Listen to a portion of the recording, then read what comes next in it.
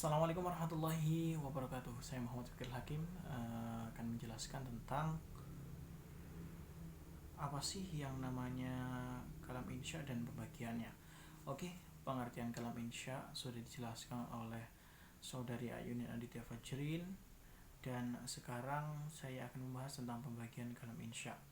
Yang pertama ada insya ghairu talab, dan yang kedua ada insya talab. Insya kita mulai dengan insya talab terlebih dahulu.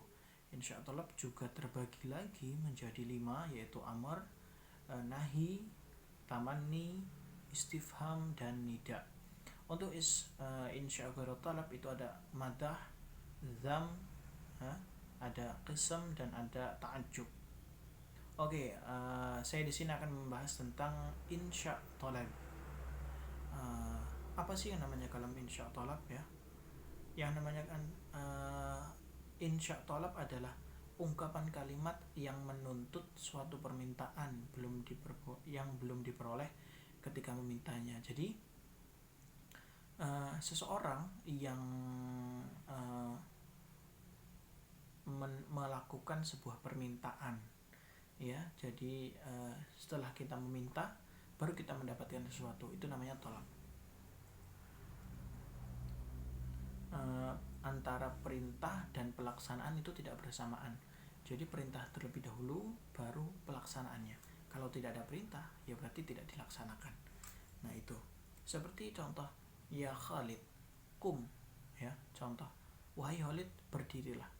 Nah berdirilah di sini, wahai Khalid berdirilah, ini adalah sebuah kalam insya talab, yang mana ketika kita menyuruh Khalid itu belum dalam keadaan berdiri.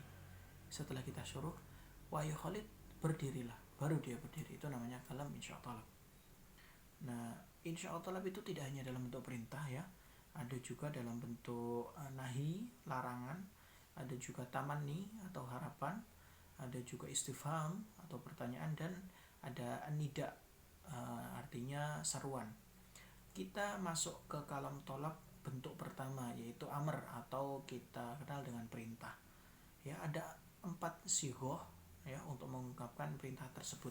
Yang pertama itu menggunakan fi'il amr. Seperti biasa, if'al waqfa ma turid atau ijlis ala kursi.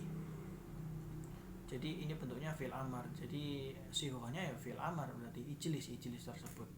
Yang kedua adalah bentuk isim fi'il amr.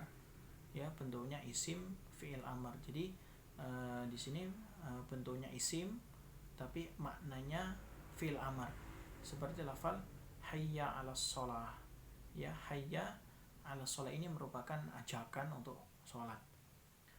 Bentuknya isim tapi maknanya fi'il amr. Yang ketiga adalah bentuk masdar. Contohnya masdar fi'lan ma turid, lakukanlah apa yang kamu inginkan. Ada juga menggunakan lam amar pada fi'il mudhari, seperti laf'al li taf'al waqfa ma turid, lakukanlah sesuai kehendakmu. Li taf'al, nah itu bentuknya sebenarnya fi'il mudhari yang kemasukan oleh lam amar. Jadi ada 4 sighah dalam amar di sini, bisa menggunakan fi'il amar, bisa menggunakan lam amar yang menempel pada fi'il mudhari, yang ketiga ada isim fi'il amar, dan yang keempat ada masdar. Nah, amar di sini dalam ilmu ma'ani memiliki makna lain. Bisa difahami dari konteks kalimat atau qarinah yang sesuai dengan situasi dan kondisi. Apa saja kalam insya talab bagian amar di sini? Yang pertama ada doa. Ya, seperti lafal Rabbi ausi'ni an asyukura ni'mataka allati an'amta 'alayya wa 'ala walidayya. Nah, itu merupakan tolab.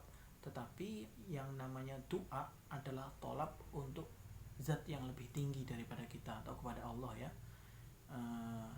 Itu doa, permintaan kepada yang derajatnya lebih tinggi daripada kita, itu namanya doa.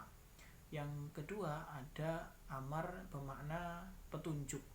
Contohnya ya ayyuhalladzina amanu idza tadayantum bidainin ila ajalin musamma faktubuhu wa laktub bainakum katibun bil 'adl.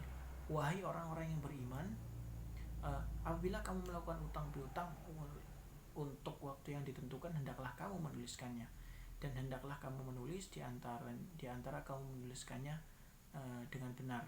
Maksudnya petunjuk di sini adalah bimbingan bagaimana sesuatu harus dilakukan secara jelas, secara tepat, menggunakan bahasa lugas dan efektif. Tolab juga sama, tetapi lebih ke arah menunjukkan sesuatu kepada jalan yang benar. Itu tolab. Bermakna irsyad. Yang ketiga ada at-ta'jiz, yaitu melemahkan. Artinya perintah yang mengandung pengertian melemahkan orang yang diperintah atas ketidakmampuannya. Sesuatu atau seseorang yang kita perintah tidak mampu, nah itu perintah tersebut namanya ta'jiz.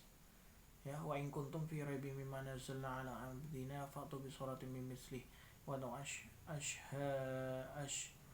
hadakum min dunillahi in kuntum shadiqin.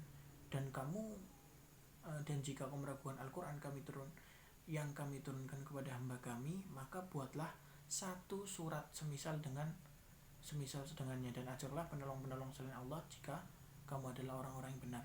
Ini merupakan ta'jiz juga ya, dari Allah, perintah dari Allah, tetapi kita nggak mampu melakukannya.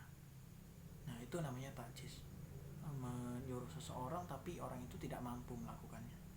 Yang kelima ada ibahah, yaitu ada perbolehan. Suatu perintah yang untuk melakukan perbuatan yang mengandung dan bersifat boleh. Wa kulu washrabu hatta yatabayyana lakumul khaytul abyad minal khayt aswadil minal fajr, ya. Minumlah dan makanlah secara jelas bagimu antara benang putih dan benang hitam, yaitu fajar. Nah, itu boleh kan makan dan minum gitu ya. Nah, yang keenam ada tasfiyah atau penyetaraan. Penyetaraan di sini maksudnya adalah di mana mukhatab mengira bahwa salah satu dari dua perkara yang dibandingkan itu ada yang lebih unggul. Ya, seperti contohnya